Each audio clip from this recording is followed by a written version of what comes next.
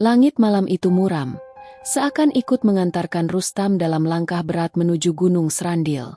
Bulan sabit menggantung redup, hanya menambah kesan misterius pada gunung yang berdiri angkuh di kejauhan. Angin malam berhembus pelan, membawa aroma dupa yang samar, seolah mengundang siapa saja yang berani menantang takdir. Rustam menapaki jalan setapak yang penuh kerikil dan dedaunan basah. Setiap langkahnya bergema dalam kesunyian, memecah keheningan yang mencekam. Ia membawa buntalan kain putih berisi kembang setaman, kemenyan, dan seekor ayam hitam yang masih hidup. Malam itu, malam Jumat Kliwon, dipilih khusus karena dipercaya sebagai waktu terbaik untuk melakukan perjanjian pesugihan. Rustam menoleh ke belakang, seolah memastikan tidak ada yang mengikutinya. Tapi ia hanya mendapati bayang-bayang pepohonan yang meliuk seperti menertawakan langkahnya. Ia teringat wajah Tuti, istrinya, yang memohon agar ia tidak melakukan hal ini. Namun, rasa putus asa telah menutup telinganya. Usaha warung makan kecil mereka bangkrut karena pandemi. Hutang menumpuk, dan Rustam tak sanggup lagi menatap mata Tutik, putrinya yang baru berusia 5 tahun, saat dia menangis kelaparan.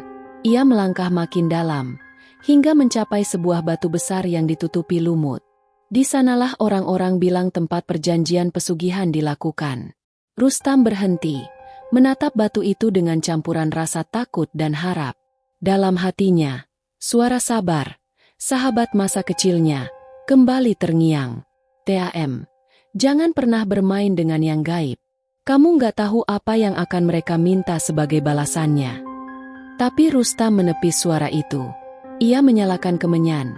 Asap putihnya menari di udara, menggambarkan wajah-wajah menyeramkan yang seakan menertawakannya. Angin mendesir lebih kencang, membuat bulu kuduk Rustam berdiri. "Aku siap melakukan apa saja, asal bisa keluar dari kemiskinan ini," bisiknya, matanya menatap nyala api di ujung dupa. Tiba-tiba terdengar suara gamelan samar, seperti dimainkan dari kejauhan. Suara kendang, saron, dan gong yang menimbulkan aura magis. Rustam menoleh kiri kanan, namun tak ada seorang pun di sana. Peluh dingin mengalir di pelipisnya. Tiba-tiba, sosok hitam tinggi besar muncul di hadapannya. Wajahnya tak jelas, matanya merah menyala. "Kau memanggilku?" Suaranya berat, bergema di antara pepohonan. Rustam menelan ludah. Ia ingin lari, namun kakinya terasa terpaku pada tanah. "Aku ingin kaya," jawab Rustam terbata. Suaranya hampir hilang ditelan rasa takut. Sosok itu mendekat. Napasnya seperti asap panas yang membakar wajah Rustam. "Banyak yang datang ke sini demi kekayaan," katanya. "Tapi semua ada bayarannya." Rustam mengangguk, menahan rasa mual yang naik ke kerongkongan. "Apapun saya sanggup," katanya pelan, nyaris berbisik. Sosok itu tertawa. Suaranya bagai guntur yang menggetarkan tanah. "Apapun? Kau sungguh siap?" Rustam mengangguk, meski tubuhnya gemetar. Sosok itu mengangkat tangannya. Dari balik kabut muncul sebuah perjanjian di atas kertas usang. Tulisan aksara Jawa kuno terukir di sana. "Baca ini," kata sosok itu. "Jika kau setuju, berikan darah dari dagingmu sendiri." Rustam memandang kertas itu. Ia tidak mengerti isinya, tapi dengan tangan gemetar, ia mengambil belati kecil dari buntalan. Dengan nekat, ia menggoreskan ujung jarinya hingga meneteskan darah ke kertas perjanjian itu. Angin tiba-tiba bertiup kencang, kemenyan padam. Suara gamelan semakin keras, menimbulkan sensasi aneh seperti ada puluhan tangan mencengkeram tubuh Rustam. "Mulai sekarang, kekayaan akan mengalir padamu," kata sosok hitam itu. "Tapi ingat, darah dagingmu sendiri akan menjadi tumbal. Tidak ada yang gratis di dunia ini." Rustam tertegun. Jantungnya berdegup kencang. "Apa maksudmu darah dagingku sendiri?" Sosok itu tertawa lebih keras, hingga menggema di seluruh lereng gunung. "Kau akan tahu saat waktunya tiba." Seketika, sosok itu menghilang, meninggalkan Rustam yang terduduk lemas. Kertas perjanjian itu terbakar habis di tangan Rustam, meninggalkan abu yang berterbangan tertiup angin. Rustam menatap abu itu, Dadanya bergemuruh. Entah kebahagiaan karena impiannya sebentar lagi tercapai, atau ketakutan karena baru saja menjual sesuatu yang tak bisa ia beli kembali.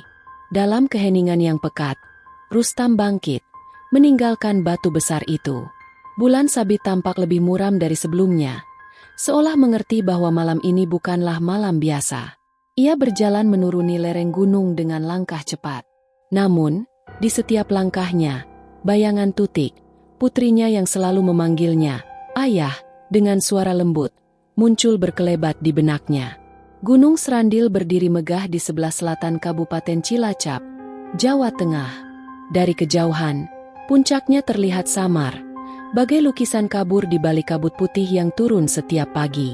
Bagi sebagian orang, Gunung Srandil hanyalah sekumpulan batu besar dan pepohonan rindang, tempat berteduh para petani setelah mencangkul ladang. Namun bagi Rustam, gunung ini lebih dari sekadar tanah tinggi. Ia adalah gerbang menuju mimpi yang ingin diraihnya. Konon, Gunung Srandil dulunya merupakan tempat peristirahatan Ki Semar, tokoh pewayangan yang terkenal sakti. Di tengah gunung terdapat sebuah petilasan yang dipercaya sebagai tempat Ki Semar bertapa untuk mengawasi manusia. Legenda ini menjadikan Gunung Srandil tidak hanya sakral, tetapi juga mistis. Setiap malam Jumat Kliwon, orang-orang berdatangan dengan harapan yang berbeda-beda. Ada yang ingin keberkahan, ada pula yang berani meminta kekayaan dengan cara pesugihan.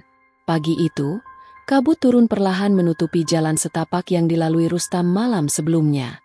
Sinar mentari menembus dedaunan, menciptakan bayangan yang menari di tanah basah. Burung-burung berkicau, seolah tak mau tahu akan kisah-kisah mistis yang terjadi di tempat ini. Di kaki gunung, terdapat sebuah warung kecil milik Pak Karyo, ayah Rustam. Warung itu sederhana, berdinding bambu dan beratap rumbia. Namun di dalamnya, aroma kopi hitam dan gorengan hangat selalu berhasil menarik perhatian para peziarah yang hendak naik ke puncak gunung. Pak Karyo, pria parubaya dengan rambut putih yang mulai menipis, telah lama menjadi saksi bisu bagi ratusan orang yang datang mencari keberuntungan di Gunung Srandil. Ia menatap jalan setapak dengan tatapan penuh rasa prihatin. Semalam, ia mendengar langkah kaki Rustam yang bergegas menuju puncak. Hatinya berdesir, firasat buruk menghampirinya. Ia tahu apa yang biasanya dicari orang-orang yang naik ke gunung itu di malam Jumat Kliwon. "Rustam, semoga kamu tahu apa yang kau perbuat," gumamnya lirih, sembari menyeruput kopi pahit. Di sisi lain, di rumah kecil berdinding kayu yang hanya berjarak sekitar 1 kilometer dari kaki gunung, Tuti termenung menatap jendela. Rambut panjangnya tergerai, matanya sembab karena tak bisa tidur semalaman. Ia tahu Rustam sedang terpuruk, tapi ia tidak pernah membayangkan suaminya akan menempuh jalan gelap itu. Pikirannya melayang pada malam ketika Rustam bercerita tentang keinginannya untuk memperbaiki nasib. "Aku cuma ingin kamu dan Tutik nggak hidup susah lagi, Ti," katanya waktu itu, dengan suara bergetar. Tuti menitikan air mata. Baginya, kebahagiaan tidak selalu tentang materi. Ia lebih suka hidup sederhana, asal bisa melihat Rustam tersenyum tulus dan Tutik tumbuh sehat. Namun, ambisi Rustam menjerumuskannya pada jalan yang salah. Di kampung itu, kisah-kisah pesugihan di Gunung Srandil sudah menjadi rahasia umum. Beberapa orang pulang dengan keberuntungan, tapi jauh lebih banyak yang berakhir tragis, meninggalkan keluarga, harta, bahkan nyawa. Di warung Pak Karyo, obrolan tentang Gunung Srandil selalu menarik perhatian pengunjung. Seorang bapak tua dengan kain sarung kumal, yang akrab disapa Pak Sabar, seringkali menjadi narasumber dadakan bagi peziarah yang penasaran dengan legenda di balik gunung itu. "Gunung Srandil itu nggak cuma batu dan pohon," katanya suatu siang kepada dua pemuda yang baru pertama kali datang. "Di sana, batas antara dunia manusia dan dunia gaib itu tipis sekali. Makanya, orang-orang yang nggak kuat imannya gampang keseret ke jalan yang salah." Pemuda itu menelan ludah. "Maksudnya, pesugihan, Pak?" tanyanya pelan. Pak Sabar mengangguk pelan, menatap ke arah puncak gunung yang terlihat dari sela-sela dedaunan. "Iya, pesugihan itu godaan paling besar di sini. Orang datang dengan niat baik, tapi setan selalu menunggu di balik kabut." Rustam tahu cerita itu sejak kecil. Ia tumbuh besar dengan kisah-kisah tentang orang yang menjadi kaya mendadak setelah bertemu di Gunung Srandil. Namun, selalu ada desas-desus yang menyebutkan harga yang harus dibayar tidaklah murah. Anak sendiri, pasangan hidup, bahkan jiwa sendiri. Pagi itu, setelah malam perjanjiannya, Rustam kembali menuruni gunung. Langkahnya berat, pikirannya penuh rasa takut yang tak bisa diucapkan. Di balik gemericik air yang mengalir dari mata air kecil di tepi jalan, Rustam seakan mendengar bisikan-bisikan aneh, seperti suara gamelan yang samar-samar terdengar semalam. Setibanya di rumah, Tuti langsung memeluknya. "Bang, kau kemana semalam? Aku cemas setengah mati." Rustam menatap mata istrinya, berusaha menahan air mata yang hampir jatuh. "Aku cuma cari jalan keluar, Ti. Aku janji, sebentar lagi hidup kita bakal berubah." Tuti memandang Rustam dengan rasa takut yang tak mampu ia ungkapkan. Hatinya merasa ada yang berubah dari suaminya, sebuah aura gelap yang tak pernah ia rasakan sebelumnya. Sementara itu, Pak Karyo hanya bisa menatap dari kejauhan. Ia tahu bahwa Gunung Srandil telah memakan banyak korban. Ia hanya berharap anaknya tidak menjadi salah satu dari kisah tragis itu. Bagi orang luar, Gunung Srandil mungkin hanyalah nama di peta. Namun bagi Rustam dan keluarganya, gunung ini telah menjadi saksi perjanjian yang akan menentukan nasib mereka semua. Sejak malam perjanjian itu, rumah Rustam perlahan berubah. Awalnya, yang berubah hanyalah rezeki. Warung kecil mereka mendadak ramai pengunjung, pesanan datang silih berganti, dan pendapatan yang tadinya hanya cukup untuk makan sehari, kini melimpah. Tuti, yang awalnya heran dengan perubahan drastis itu, hanya bisa mengucap syukur. Walau jauh di lubuk hatinya, ia merasa ada sesuatu yang tak beres. Rustam sendiri lebih banyak diam. Tatapannya kosong setiap kali menatap Tutik, putrinya. Setiap malam, ia sering terbangun dengan napas tersengal. Keringat dingin membasahi wajahnya. Mimpi-mimpi aneh datang bertubi-tubi. Sesosok bayangan hitam dengan mata merah menyala menuntut sesuatu. "Bayar, bayar, bayar," bisik suara itu, bagai angin yang menghantam daun pintu rumah mereka. Suatu malam, suara itu terdengar lebih jelas dari biasanya. Rustam terbangun dengan jantung berdegup kencang. Keringat dingin mengalir di pelipisnya. Ia menoleh ke sisi ranjang. Tuti tidur pulas memeluk Tuti. Namun di sudut kamar, di dekat jendela bambu yang terbuka, tampak samar sesosok bayangan hitam berdiri. Sosok itu menatap Rustam dengan mata merah menyala. Mulutnya terbuka, mengeluarkan suara seperti desisan ular.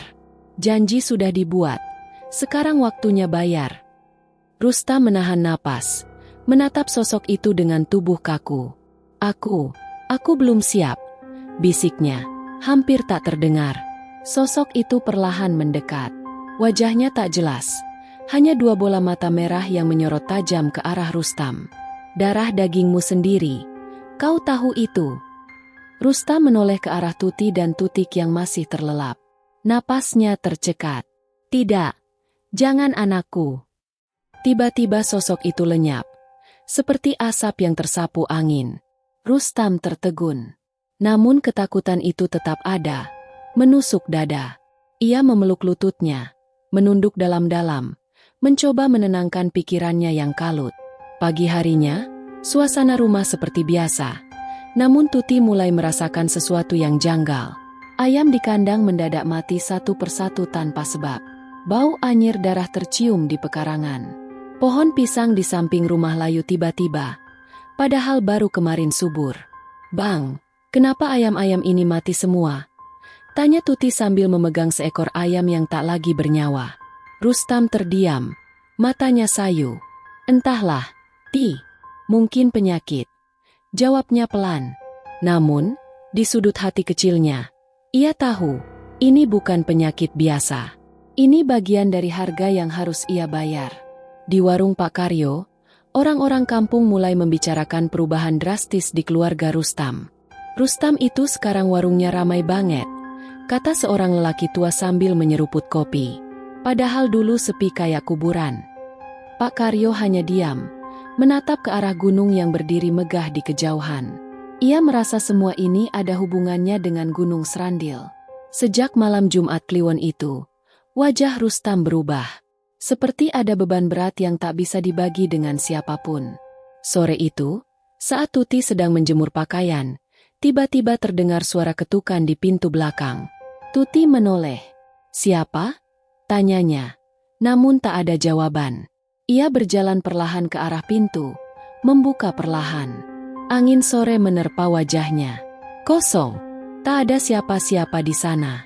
Namun tiba-tiba, di bawah jemuran, ia melihat bayangan hitam berkelebat cepat, hilang di balik pohon pisang. Tuti menjerit pelan. Dadanya berdebar hebat. Ia merasa ada sesuatu yang mengintai rumah mereka. Malam harinya, Rustam duduk termenung di ruang tamu. Suara serangga malam terdengar jelas di luar rumah. Tuti mendekat, menatap suaminya dengan raut khawatir. "Bang, aku merasa ada yang aneh. Semenjak malam itu, rumah ini rasanya berat, kayak ada yang ngawasin," kata Tuti pelan. Rustam tertegun. Ia ingin berkata jujur, tapi bibirnya terkunci. "Jangan mikir macam-macam, Ti. Semua baik-baik saja," katanya, meski hatinya justru berontak. Di sudut rumah, Tutik tertidur pulas, memeluk boneka lusuh kesayangannya. Rustam menatap anaknya lama sekali. Air matanya menetes. Ia sadar bahwa darah daging yang dituntut sosok itu bisa saja Tutik. Tapi bagaimana mungkin ia sanggup menyerahkan anak kandungnya sendiri? Tiba-tiba terdengar suara gamelan samar dari arah Gunung Srandil. Rustam menoleh cepat ke arah jendela. Suara itu semakin lama semakin jelas, membuat bulu kuduknya berdiri. "Bang, suara apa itu?" tanya Tuti ketakutan. Rustam terdiam, matanya kosong. "Itu suara dari tempat aku kemarin," jawabnya lirih. Tuti menatap suaminya, matanya berlinang. "Bang, apa yang sebenarnya kau lakukan di sana?" Rustam tertunduk. Suaranya serak. "Aku cuma mau hidup kita lebih baik, Ti. Tapi, aku nggak tahu semua akan jadi serumit ini." Tuti menangis. Ia memeluk Rustam erat-erat. "Bang, kita nggak butuh kaya kalau harus kayak gini. Aku cuma butuh kamu. Butuh Tutik sehat." Rustam memeluk istrinya. Dadanya terasa sesak. Di luar, suara gamelan terdengar semakin kencang, diiringi desir angin yang dingin. Seolah malam itu Gunung Srandil sedang menagih janji yang belum lunas. Rustam tahu, waktu untuk membayar telah tiba, dan itu artinya keluarganya dalam bahaya. Angin bertiup lebih kencang dari biasanya. Pohon-pohon di belakang rumah Rustam bergoyang keras. Dedaunan berjatuhan seperti hujan di halaman tanah yang becek. Di langit, awan gelap menggantung rendah, menutupi rembulan yang biasanya menjadi penerang malam. Rustam terduduk lemas di kursi reot di ruang tamu. Matanya merah, napasnya berat. Suara gamelan dari arah Gunung Srandil semakin sering terdengar. Seolah menuntutnya untuk menepati janji yang telah ia buat. Di dapur, Tuti berusaha menyiapkan makan malam meski tangannya gemetar. Bau anyir yang tak jelas asalnya menyesakkan dadanya. Sejak malam Rustam pulang dari gunung, rumah ini seperti dihuni sesuatu yang tak kasat mata. Tuti sering merasa ada yang mengawasi dari sudut gelap. Tutik, yang masih kecil, tiba-tiba sering mengigau di malam hari. Kadang ia menjerit, kadang tertawa sendiri. Pernah suatu malam, Tuti mendengar Tutik berbicara seperti orang dewasa, dengan suara berat yang bukan miliknya. "Aku mau main sama yang di luar," kata Tutik sambil menatap kosong ke langit-langit kamar. Tuti merinding mendengarnya. Ia peluk anaknya erat-erat, berharap ini hanya mimpi buruk. Namun, semakin hari, firasat buruk itu makin nyata. Sementara itu, di warung Pak Karyo, sahabat Rustam, Sabar, datang dengan wajah gelisah. Ia baru pulang dari ladang ketika mendengar kabar bahwa Rustam makin sering terlihat murung dan sakit-sakitan. "Pak Karyo," kata Sabar pelan, "saya khawatir sama Rustam. Sejak dia pulang dari Gunung Srandil, ada yang berubah." Pak Karyo menghela napas panjang. "Aku juga khawatir, Bar.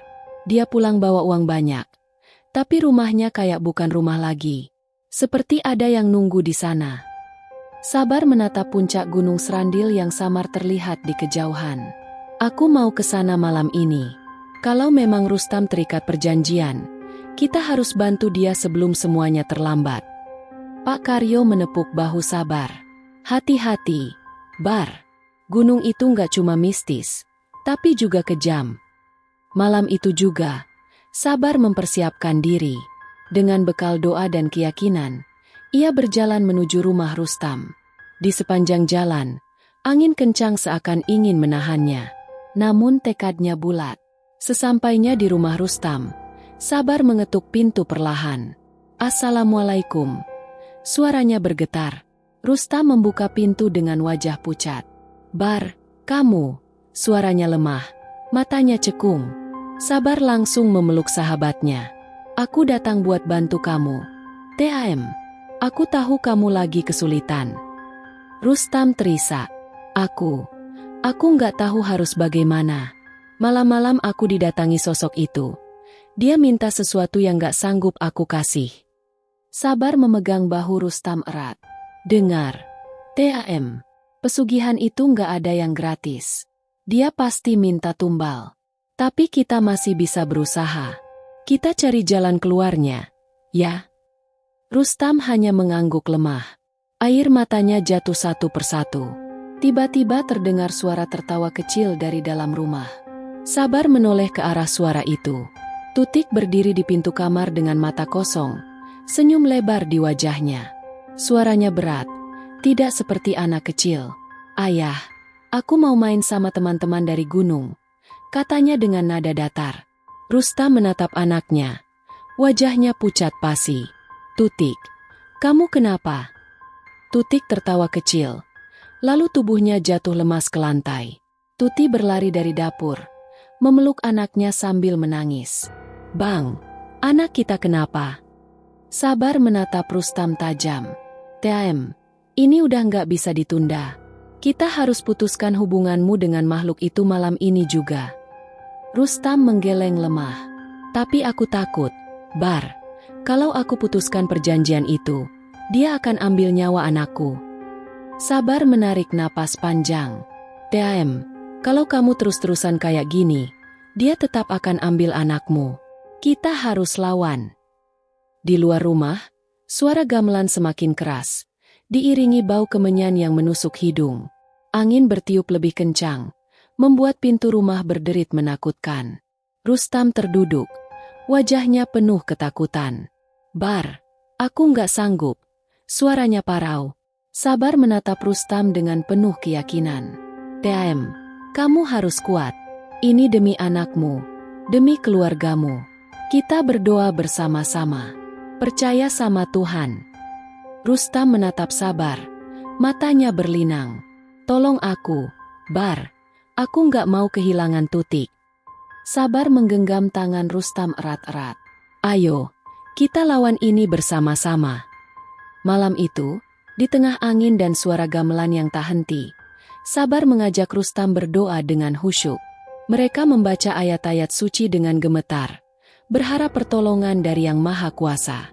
Di sudut rumah, Tutik yang tadinya pingsan, perlahan membuka mata. Senyumnya lebar, matanya memerah, dan suaranya berubah berat. "Janji, janji, bayar." Rustam menjerit histeris. "Tidak. Aku tidak akan bayar dengan anakku." Seketika, lampu rumah padam. Suara gamelan menghilang. Angin berhenti. Keheningan mendadak menyergap rumah itu. Sabar menggenggam tangan Rustam lebih erat. "Tenang, TAM. Allah Maha Besar." Di rumah Rustam, gelap menelan segalanya. Lampu padam, angin berhenti, dan suara gamelan yang sebelumnya menghantui mendadak menghilang. Suasana sunyi mencekam. Sabar menggenggam tangan Rustam erat-erat. Keringat mengalir di dahinya. Ia menatap sahabatnya dengan sorot mata penuh keyakinan. "TAM, kita harus percaya. Allah lebih besar dari semua ini," katanya dengan suara tegas. Rustam mengangguk pelan. Air mata masih mengalir di pipinya. "Aku menyesal, Bar. Demi semua yang terjadi, aku siap kehilangan segalanya asal anakku selamat." Sabar menghela napas panjang. TAM, kalau kamu sungguh menyesal dan ikhlas meninggalkan semua ini, insya Allah akan ada jalan keluar. Dari sudut ruangan, Tuti menggenggam tangan Tutik yang terbaring lemah. Bang, aku percaya sama kamu. Kita harus selamatkan anak kita. Rustam memandang anak dan istrinya dengan mata yang penuh kasih. Ia menoleh ke arah Sabar. Ayo, Bar. Ayo kita putuskan semua ini. Sabar berdiri, tangannya terangkat. Dengan suara lantang, ia membaca ayat-ayat suci dengan penuh penghayatan, memohon perlindungan Allah.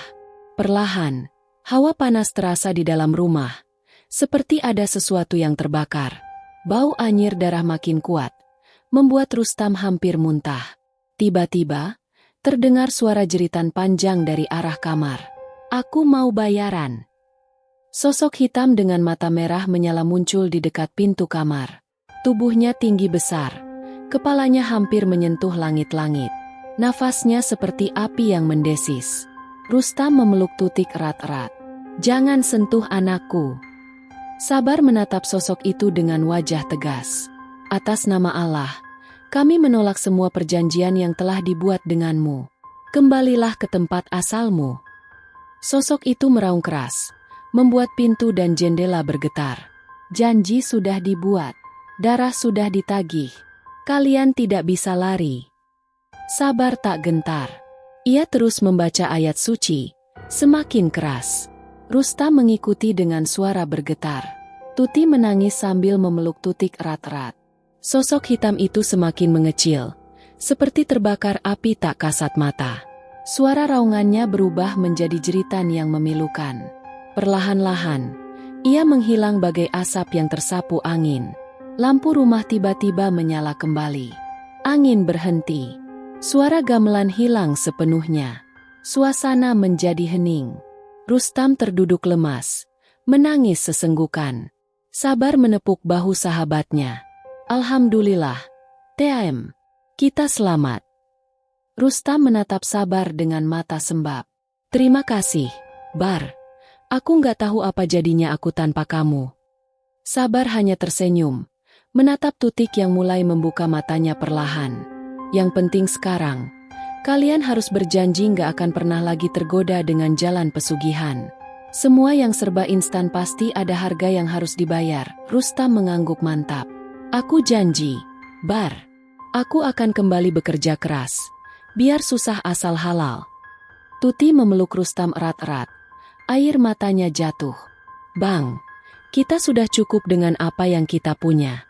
Kita nggak butuh kaya kalau harus kehilangan kebahagiaan ini. Rustam mengusap rambut Tutik. Maafkan ayah ya, nak. Ayah nggak akan pernah lagi cari jalan pintas, bisiknya. Malam itu, langit di atas Gunung Srandil terlihat lebih cerah. Angin yang biasanya dingin kini sejuk menenangkan. Rustam mengangguk mantap. Aku janji, Bar. Aku akan kembali bekerja keras. Biar susah asal halal. Tuti memeluk Rustam erat-erat. Air matanya jatuh. Bang, kita sudah cukup dengan apa yang kita punya. Kita nggak butuh kaya kalau harus kehilangan kebahagiaan ini. Rustam mengusap rambut Tutik. Maafkan ayah ya, nak. Ayah nggak akan pernah lagi cari jalan pintas, bisiknya. Malam itu, langit di atas Gunung Srandil terlihat lebih cerah.